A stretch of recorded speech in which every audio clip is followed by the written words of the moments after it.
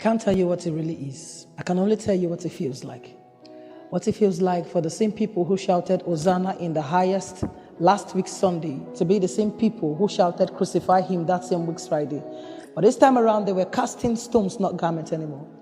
That same week, his right-hand man denied ever knowing him 3 times. That same week, one of his executives planned his execution.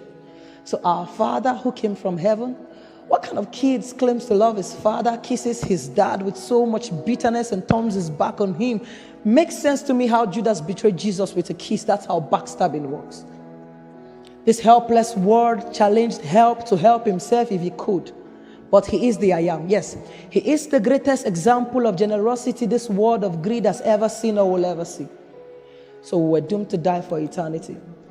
There I was, standing shamefully at the courtroom, my eternal home to be decided, with demons on my left and angels on my right, sure with Satan as my accuser, with innumerable record of my wrongs. I had no lawyer to plead me innocent, for all the evidences of my lying, cheating, stealing, and fornication was right there with Satan. I was doomed to die. All that overwhelmed me was the fear that proceeded out of the consciousness of my sin, my guilt, and my shame. Now I see my accuser uttering loud shouts for his victory. Yes! But honestly, it was backed up by an opposite echo. No. It was grace. Mercy said no. In came the Lamb of God, the light of the world, and overshadowed my darkness. Nailed it, erased my name, took all the evidences of my wrong and set them on fire. Looked at me in the eyes and said, son, I'll take the blame. He took my place. And instantly I became pure.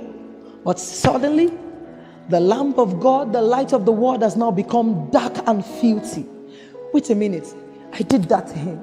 It was my sin, my lying, my cheating, and my stealing. But right on that cross was a story of love that can only be told by love.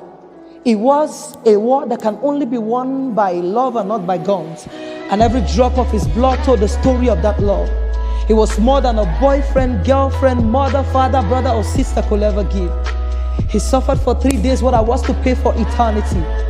And on the third day, hell couldn't handle the heat anymore. It was too much for eternity to be buried forever.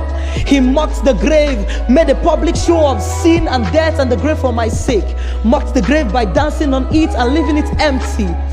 And on the third day, he stood as a champion and asked the grave, where is thy sting?